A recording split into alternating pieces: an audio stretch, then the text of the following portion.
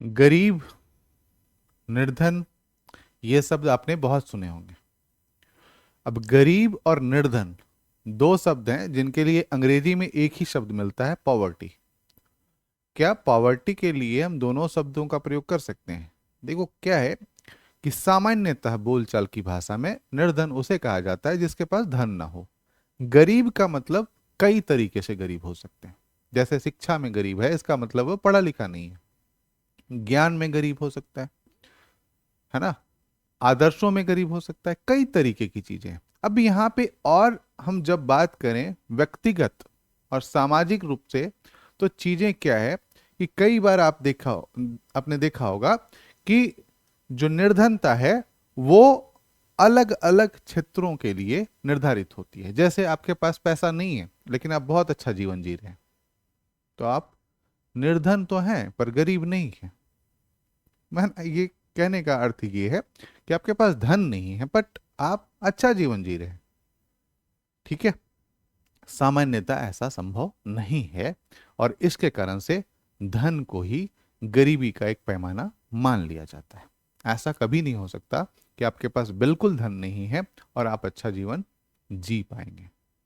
ठीक है, तो ये जो चैप्टर है, चैप्टर 3, निर्धनता एक चुनौती के रूप में है। क्या है? एक चुनौती के रूप में है, एक चैलेंज है ना। पॉवर्टी एक चैलेंज है। अब यहां पे बात आई कि पॉवर्टी कहते किसको है, या गरीबी या निर्धनता कहते किसको है।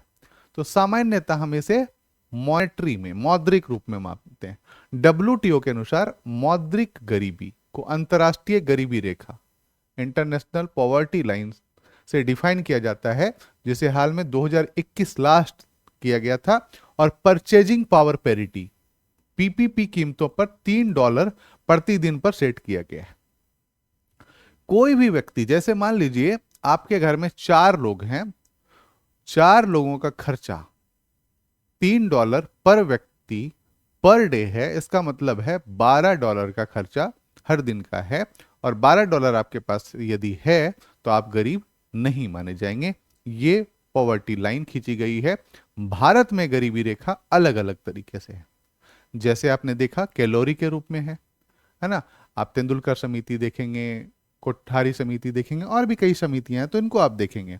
यहां पे क्या सेट किया गया है अंतर्राष्ट्रीय स्तर पे? तो $3 प्रति दिन पर सेट किया गया है, ताकि कंजम्पशन के लिए इनकम का बेसिक लेवल दिखाया जा सके। अब यहां पे देखिए, पहला तो ये दिखा दिया कि पैसे से, क्या कर गया? पैसे से दिखा दिया। दूसरी बात कि नीति आयोग क्या मानती है, यह तो डब्ल्यूटीओ का था। नीति आयोग जो है multi dimensional poverty index, multi dimensional poverty index, ये नीति आयोग करती है। और इसमें जो है 55% से 2005-6 में 55% से अभी जो है 2016 15-16 में 25% और 2019-21 में 15% रह गया है। अब यहां पे क्या है? मल्टी डायमेंशनल पॉवर्टी जो है 15% के करीब रह गया है। मल्टी डायमेंशनल पॉवर्टी हम इसी चैप्टर में आगे पढ़ेंगे। ठीक है, अब यहां पे एक उदाहरण लिया गया है कि किस तरीके से कोई गरीब हो जाता है।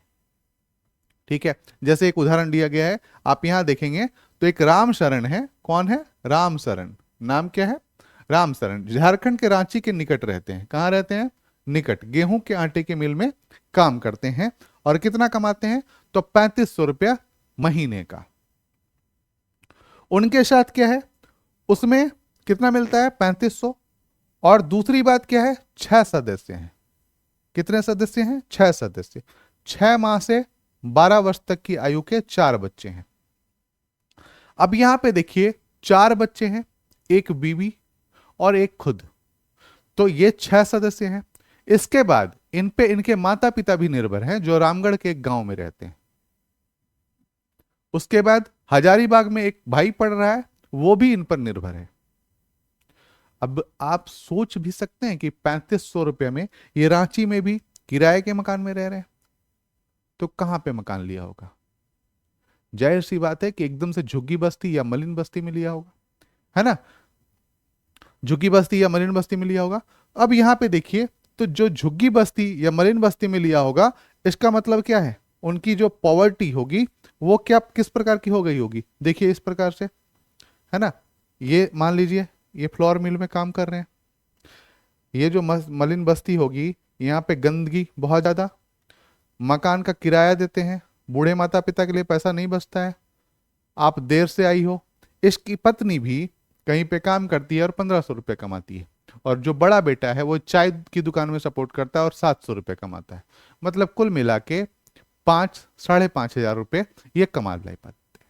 अब कमा ले पाने में इनका जो खर्च है वो कई चीजों में, किस में, शिक्षा में, स्वास्थ्य में, किराए में, माता पिता के पालन पोषण में, भाई के पालन पोषण में, तो क्या इतना पैसा वो कर पाएंगे?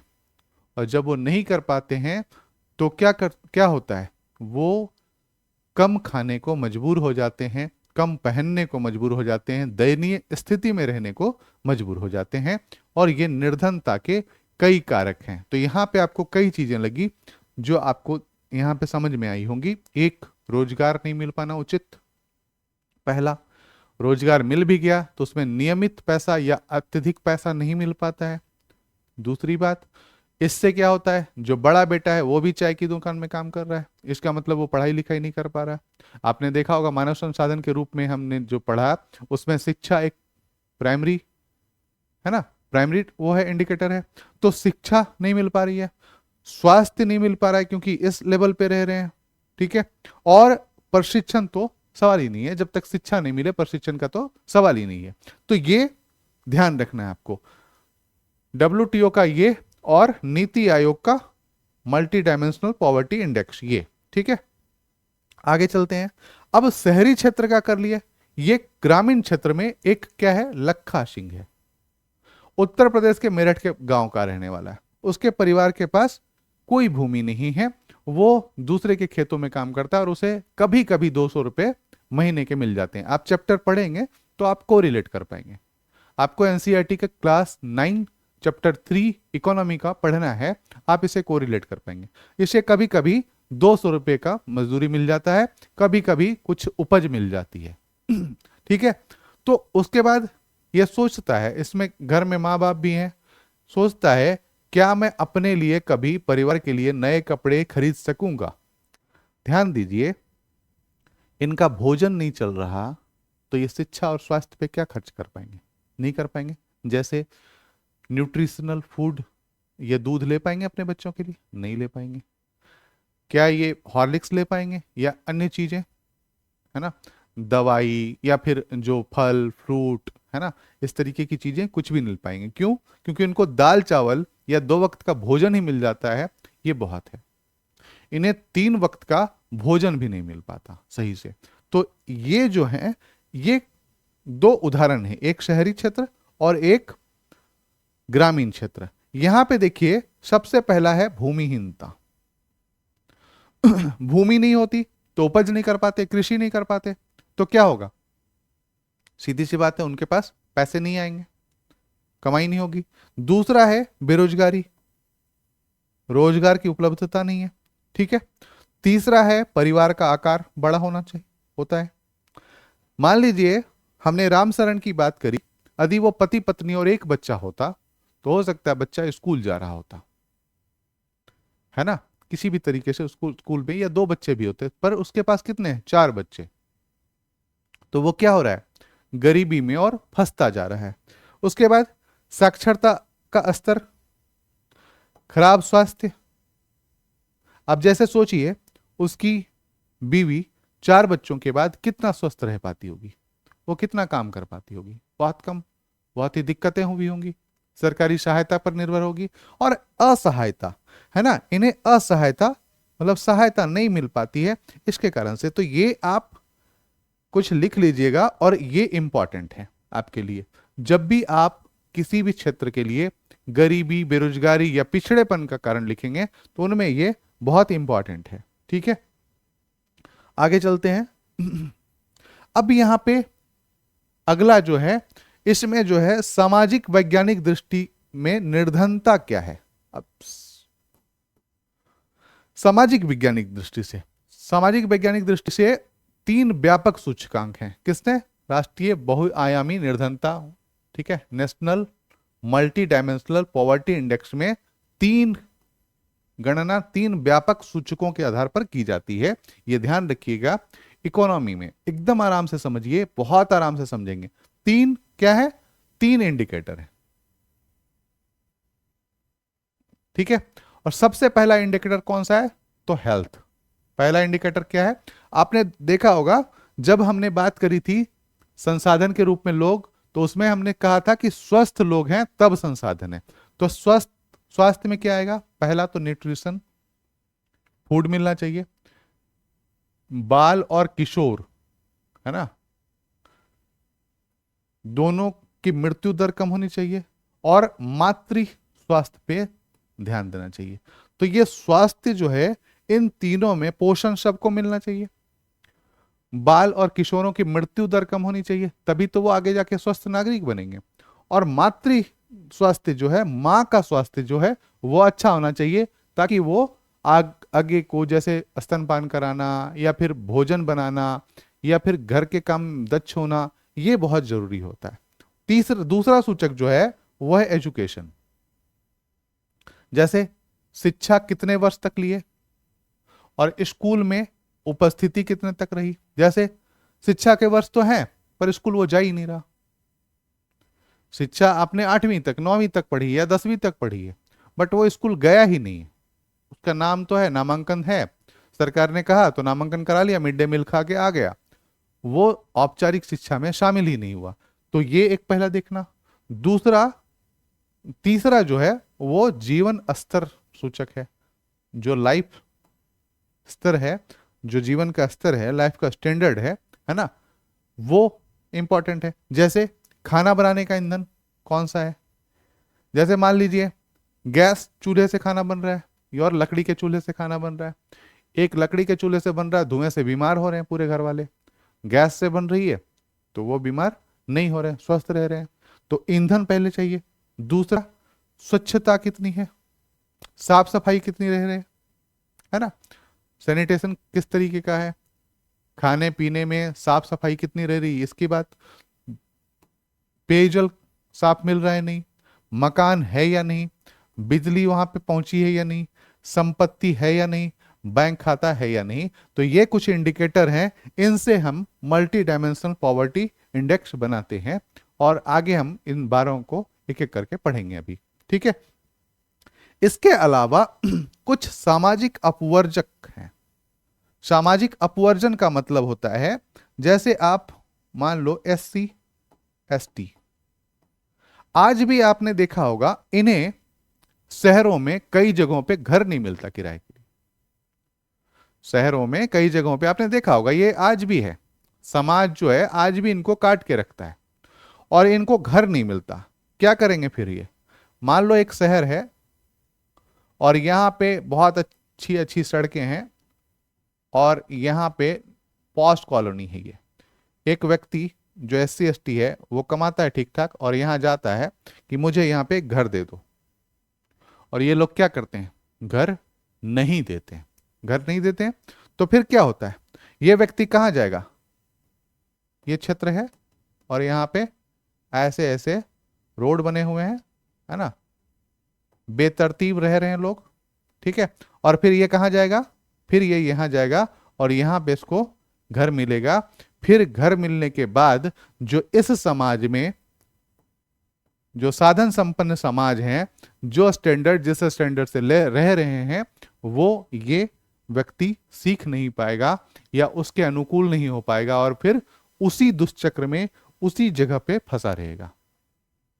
आपने देखा होगा कई बार कि कई लोग जो पैसा तो कमा लेते हैं पर उनका जो मानक होता है, उनका जो स्टैंडर्ड होता है वो बहुत नीचे होता है। कई लोग पैसा नहीं कमाते हैं लेकिन उनका स्टैंडर्ड बहुत ऊंचा होता है, रहने का, दिखने का, खाने पीने का। वो पैसा उनके पास भले ना हो लेकिन वो रहेंगे ठीक ठाक से, साफ सुथरे कपड़े पहन के रहेंगे। बट कई लोग ऐसे हैं जो पैसा तो कमा लेते हैं पर रहेंगे अच्छे से नहीं, वो गंदी बस्तियों, मलिन बस्तियों में ही रहेंगे। तो आप सोचो कि एक बच्चा यहाँ पे A पढ़ रहा है और यहाँ पे एक बच्चा B है, दोनों के मेंटल हेल्थ पे बहुत असर पड़ेगा, है ना। दोनों का मेंटल हेल्थ एकदम से अलग होगा और एकदम से सोचने की क्षमता अलग होगी। तो ये सामाजिक अपवर्जन है। उसके बाद असुरक्षा की बात आती है ना। असुरक्षा में वैसे व्यक्ति, जैसे मान लो कोई विडो हो गया, कोई विकलांग है, वैसे वैसे लोग जो कि समाज से मतलब सिर्फ आय के लिए कट जाते हैं, उनके लिए भी कई चीजें की जानी चाहिए ताकि वो समाज में शामिल हो सके और समाज के साथ चल सके। ठीक है, इतना समझ में आ गया होगा, है ना। जैसे बाढ़ हो, भूकंप हो, नौकरियों की उपलब्धता में कमी, इस तरीके से सुरक्षा, है ना। जैसे ये देखिए, सामान्यतः ये प्रक्रिया है जिसके माध्यम से व्यक्ति या समूह उन सुविधाओं, लाभ, अवसरों से अपवर्जित रहता है जिसका अन्य लोग आनंद लेते हैं, है ना। ठीक है, आगे चलते हैं। अब यहां पे आता है निर्धनता रेखा। निर्धनता रेखा तो हमने बना लिया, ठीक है, एक लाइन खींच ली। अब कई लाइन है, एक लाइन क्या है तो हम डॉलर में मापा है हमने, ठीक है। दूसरा लाइन क्या है,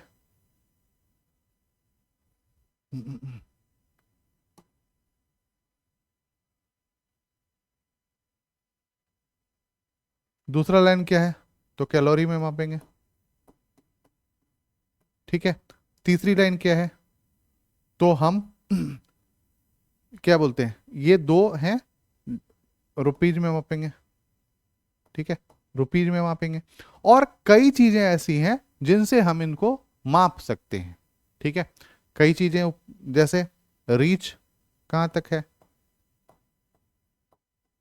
संसाधनों तक, जो रिसोर्सेस हैं उनके रीच कहां तक है, रिसोर्सेज तक रीच कैसी है। तो इनसे हम कई चीजें माप सकते हैं, ये आप ध्यान रखिएगा। अब यहां पे एक चीज और है, सापेक्ष और निरपेक्ष, एब्सोल्यूट और रिलेटिव पॉवर्टी, सॉरी, रिलेटिव और एब्सोल्यूट पॉवर्टी, ठीक है। रिलेटिव पॉवर्टी कैसे कहते हैं, जैसे मान लीजिए यहां पे अमेरिका की बात करते हैं, ए, बी और सी, ठीक है। तो इसके पास एक कार है, इसके पास एक कार है, इसके पास कार नहीं है, तो ये क्या है, अपेक्षाकृत ये गरीब कहलाया, ठीक है। ये सापेक्ष गरीबी है। जैसे मान लीजिए चार लोग हैं, है ना, उनके पास एक पास बीएमडब्ल्यू है, एक के पास मर्सिडीज है, एक के पास रॉल्स रॉयस है और एक के पास मारुति की ओमनी है, तो कौन सबसे गरीब कहलाया, तो मारुति की ओमनी वाला, है ना। तो उसे क्या कहते हैं, सापेक्ष गरीबी। क्या कर रहे हैं, रिलेट कर रहे हैं हम। निरपेक्ष गरीबी में क्या है, इसमें क्या है, बेसिक नीड नहीं है उसके पास, क्या है, बेसिक नीड को वो पूरा नहीं कर पा रहा है, बेसिक नीड को फुलफिल नहीं कर पा रहा है, जैसे शिक्षा, स्वास्थ्य, भोजन, है ना, इन चीजों को पूरा नहीं कर पा रहा है, वो एब्सोल्यूट गरीब, एब्सोल्यूट पॉवर्टी कहलाता है। तो क्लियर हो गया होगा, ठीक है। दो तरीके की चीजें क्लियर हो गया, है ना। अब यहां पे निर्धनता रेखा आपने देखा होगा कई बार कैलोरी और कई बार, अब यहां पे एक चीज और भी है कि आप देखेंगे यहां पे 2400 कैलोरी और 2100 कैलोरी, किसमें, नगरीय क्षेत्र में और ग्रामीण क्षेत्र में। आप यहां पे ध्यान दीजिएगा कि ग्रामीण क्षेत्रों में जो वो करना है, ग्रामीण क्षेत्रों में जो मापा जाता है कैलोरी से मापा जाता है और शहरी क्षेत्रों में भी कैलोरी से, तो ग्रामीण क्षेत्रों की कैलोरी ज्यादा होती है। क्यों ज्यादा होती है, क्योंकि माना जाता है कि ग्रामीण क्षेत्र के लोग वर्क ज्यादा करते हैं, काम ज्यादा करते हैं शहरी क्षेत्रों की अपेक्षा। तो वहां के लिए कितना कैलोरी निर्धारित है, तो 2400, और नगरीय क्षेत्रों के लिए 2100, ये ध्यान रखिएगा, ठीक है। उसके बाद यहां पे ध्यान रखिएगा, कई बार है हेड काउंट रेशियो है, जिससे क्या करा जाता है, आकलन किया जाता है कि कितना अभी हमारे यहाँ गरीबी है और कितना वो गिर गया है। तो अभी जो हेड काउंट रेशियो है वो 15 तक आके स्थिर हो गया है, हम लोगों ने आगे पढ़ा था, ठीक है। अब यहां पे देखिए, national multi dimensional poverty index के 12 सूचक कौन कौन से हैं, ये बहुत इंपॉर्टेंट है और इसे आप लोगों को याद करना है और ध्यान में रखना है। पहला सबसे है पोषण, ठीक है, पोषण। फूड सिक्योरिटी तो हम उपलब्ध करा देते हैं, खाना तो उपलब्ध करा देते हैं, भोजन उपलब्ध करा देते हैं, लेकिन भोजन पोषण सहित हो ये उपलब्ध नहीं करा पाते। जैसे दाल चावल तो उपलब्ध हो गया, या फिर राशन में गेहूं चावल तो उपलब्ध हो गया, बट वो न्यूट्रिशियस हो, उससे जो हमारे पोषक तत्व हैं ये पूरा हो, उसके लिए हमें पोषण चाहिए। और इसमें 0 से 59 माह मतलब 5 साल के बच्चे, और 15 से 49 वर्ष की आयु की महिला, और 15 से 54 वर्ष के बीच का कोई भी पुरुष कुपोषित पाया जाता है तो उस घर को वंचित माना जाएगा। ठीक है, यहां पे एक और ऐड कर लो, यहां पे एक कमी है इस पॉइंट नंबर 1 में कि 5 साल से 15 साल के बीच का कोई सिस्टम नहीं है। ये आपको सवाल उठाना पड़ेगा जब आप किसी अधिकारी के पद पे जाएंगे, तो ये आपको देखना पड़ेगा। दूसरा यहां पे देखिए बाल किशोर मृत्यु दर है, जो चाइल्ड एडोलसेंट मोर्टेलिटी रेट है, उस पे बात करें तो 5 वर्ष से पूर्व, अब यहां पे सर्वेक्षण की बात है, सर्वेक्षण से 5 वर्ष से पूर्व की अवधि में यदि किसी बच्चे या 18 वर्ष से कम आयु के किशोर किशोरी की घर में मृत्यु हो जाती है तो उस घर को वंचित माना जाएगा। ध्यान रखिए, निर्धन माना जाएगा। क्या माना जाएगा? निर्धन माना जाएगा। मातृ स्वास्थ्य, मातृ स्वास्थ्य पे बात की गई है, ये ध्यान रखिए, ये कि तीनों कौन से? हेल्थ पे, है ना, हेल्थ पे ये बात कर रहे हैं। यदि किसी घर सर्वेक्षण में 5 वर्षों पूर्व जन्म देने वाली किसी महिला हो गया हो तो वंचित माना जाएगा। क्या माना जाएगा? वंचित माना जाएगा। अब यहां पे स्कूली शिक्षा, है ना, ये दो एजुकेशन से है। ठीक है, स्कूली शिक्षा के वर्ष कितने हैं? यदि किसी घर के 10 वर्ष या उससे बड़े किसी भी बच्चे ने 6 वर्ष की स्कूली शिक्षा प्राप्त नहीं की है तो वंचित माना जाएगा। स्कूल में उपस्थिति, यदि किसी के घर के स्कूल कोई बच्चा उस उम्र तक स्कूल नहीं जा रहा है जिस आयु तक वह कक्षा पूरी कर सकती है तो घर को वंचित माना जाएगा। तो हेल्थ हो गया, एजुकेशन हो गया, और ये जो पॉइंट है बाकी क्या है? हेल्थ, एजुकेशन और क्या है ये? हम लोगों ने अभी देखा था, भूल गए? भूल गए आप लोग? लाइफ स्टाइल, ध्यान रखिए यहीं से है। यहां पे सबसे पहले स्वास्थ्य, पोषण, बाल और किशोर मृत्यु दर, मातृ स्वास्थ्य, शिक्षा सूचक और जीवन स्तर, क्या है? Life style. ठीक है, तो यहां पे यहां से यहां तक लाइफ स्टाइल। ठीक है, कि लाइफ स्टाइल कैसा है किसी का, है ना, वो खाना पकाने के लिए कौन से ईंधन का प्रयोग करते हैं, स्वच्छता कैसी है, घर में कोई उन्नत या शौच सुविधा नहीं है ना, पेयजल कहां से प्राप्त होता है, आवास कैसा है, बिजली कैसी है, आवास में वायु का प्रवेश है या नहीं है, निकासी है या नहीं है, ये सारी चीजें, बिजली।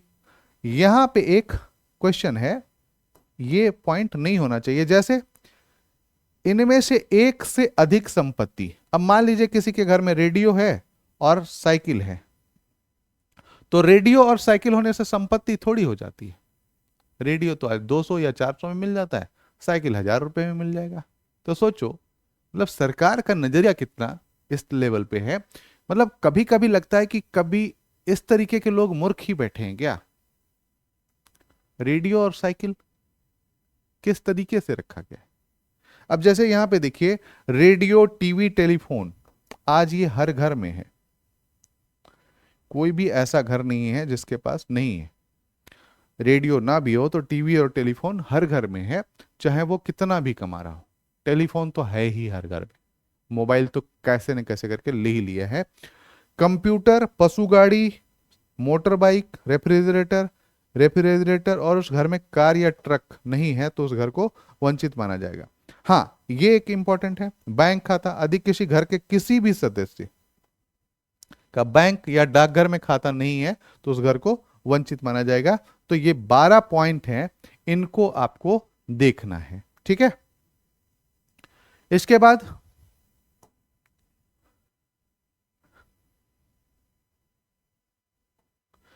इसके बाद जो है ना, यहां से हम कल चर्चा करेंगे, अगले वाले में चर्चा करेंगे कि अंतरराज्यीय सामान्यताएं। जैसे आपने ये देखा होगा कि हमने ये तो देख लिया, लेकिन स्टेट वाइज भी स्टेट्स जो हैं, जैसे मान लीजिए बिहार और हम केरला की बात करें, यहां पे और यहां पे कई चीजें अंतर हैं, है ना। यहां पे सामान्यतः पॉवर्टी का लेवल क्या होगा, ये अप होगा और ये यहां पे डाउन होगा। तो क्यों होगा ऐसा, आपने देखा होगा। और अब तो आपको एक स्टोरी पढ़नी है केरला की, जीरो पॉवर्टी।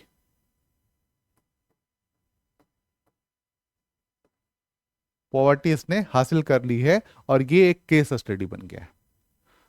केरला ने जीरो पॉवर्टी लक्ष्य हासिल कर लिया और अब ये केस स्टडी बन गया है। तो यहां पे क्यों पॉवर्टी, अब यहां पे कुछ कारणों की चर्चा करते हैं, उसके बाद हम फिर अगले क्लास में इसकी चर्चा करेंगे। बिहार, सबसे पहले हम क्या देखते हैं, यहां पे पॉपुलेशन है ना, पॉपुलेशन है, सॉरी,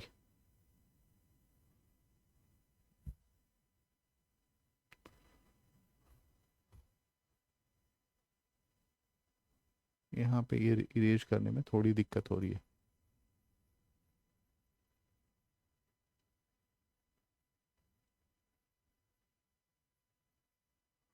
हाँ, ठीक है। हम इसमें आते हैं, बिहार और केरला। इसमें देखिए, तो सबसे पहले क्या है, पॉपुलेशन, ठीक है। अब जब पॉपुलेशन है तो सबसे ज्यादा जो लड़ाई होती है वो किस चीज के लिए होती है, आपको पता होगा, जो सबसे ज्यादा लड़ाई होती है वो संसाधनों के लिए लड़ाई होती है। जैसे आपको एक उदाहरण देता हूं, आपका एक घर है, 2 कमरों का घर है, आप अपने मम्मी पापा और दादा दादी के साथ रह रहे हैं, ठीक है।